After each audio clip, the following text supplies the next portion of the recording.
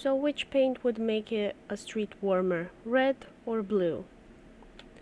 So I am going to try and answer one of your most asked questions. My husband's a scientist, I'm an artist. I do polls and other things like that on my social media, and you can get to ask us questions and we'll do our best to answer them. And one of the most voted ones was, which paint would make a street higher in temperature, red or blue?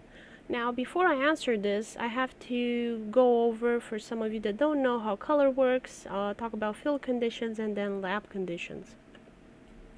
So what is color? The interpretation your brain makes of the stimuli in your eye, that they get from photons within this wavelength range, 380, 750 nanometers. That's the only interval that we can see. Below that is infrared, and we start to feel it as heat. We no longer see it, and anything above that you really shouldn't be looking at it because it is ionizing and can give you cancer. So first of all, color is pretty much all in your head. And how does it work? So an object isn't so much a color as it's emanating on certain wavelengths. And for example, optical illusions play with that because your brain often misinterprets due to faulty data or limitations and bad processing protocols. So for example, this is a very famous optical illusion, is the same gray color on those little squares, but because of the context, one seems like it's blue and the other one like red, but is the exact same color.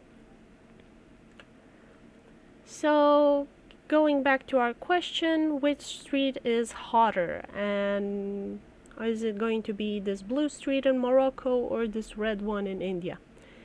To the laboratory, if we had any funding for it. So we're just gonna have to do a thought experiment, and let's try and think of what would the difference be in temperature at street level surface between a whole street painted in red or in blue, and it's going to be a saturated red, a saturated blue, so not a light blue, not a burgundy red, because that's going to influence it.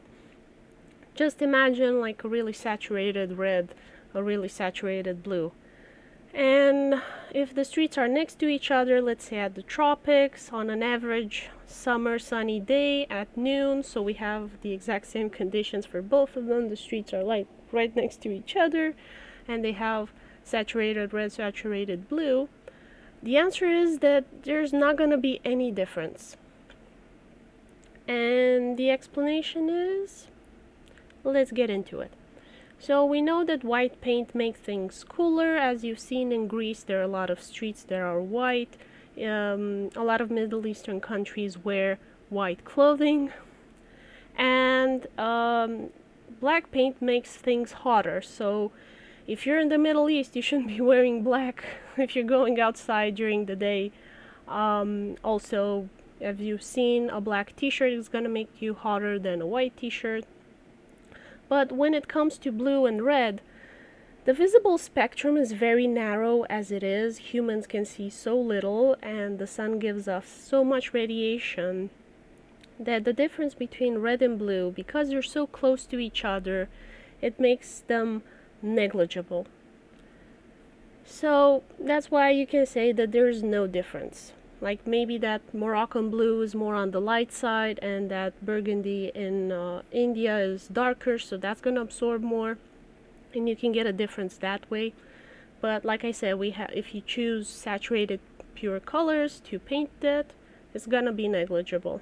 And I hear some of you say, but wait, negligible is not identical, so there is a slight difference. Hisame, tell us the truth. So for that one, we're gonna have to do basically another thought experiment, this time in lab conditions, not on the street where there are so many variables. And we're gonna choose a hypothetical light source with the same number of photons, which you can't really have in real life, but let's say you do. Because if you choose the same power in watts, for example, it will heat equally regardless of color because it's the power that you're putting in. So you're going to have more photons in the red light than you're going to have in the blue.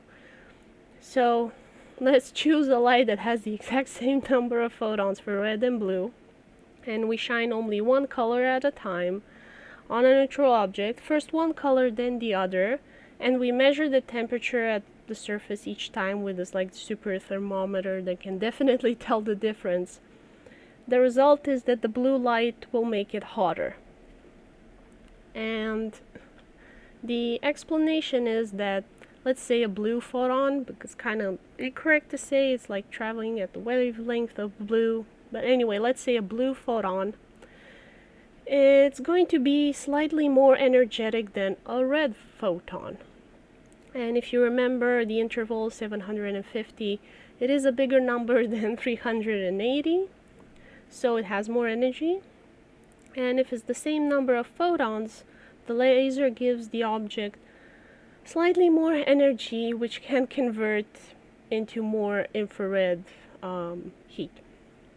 Ultimately, it's all down to absorption. For example, an orange object will heat up more with the blue laser than a red laser, and will actually look black to the eye. So you can do some experiments at home as well. Take books of different colors or pieces of paper of different colors and shine like the purest light that you can, so like only blue light or only red light, and see how each object looks in a darkened room.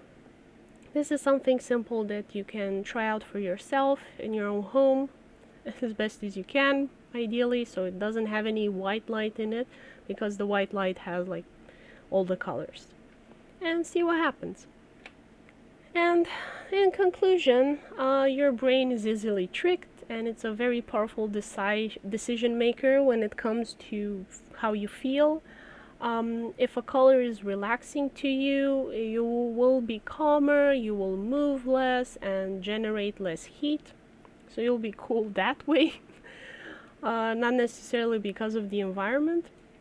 And color is like a cultural phenomenon and a personal experience. If you're on a blue street, you'll feel, most humans will find blue comforting and relaxing, and ultimately that will make them feel cooler as well.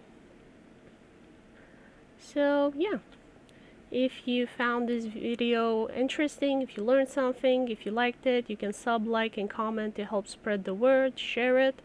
And as always, let me know what you want me to do next. I'll leave your suggestions in the comments below. Whenever I do a poll, like which thing I should answer next, be sure to choose one of the options so I can do the one that most of you prefer first. And as always, thank you for watching, thank you for your support, your donations, all the kind comments you've given me over the years. I really enjoy reading from you guys. Thank you so much, and see you in the next video. Bye bye.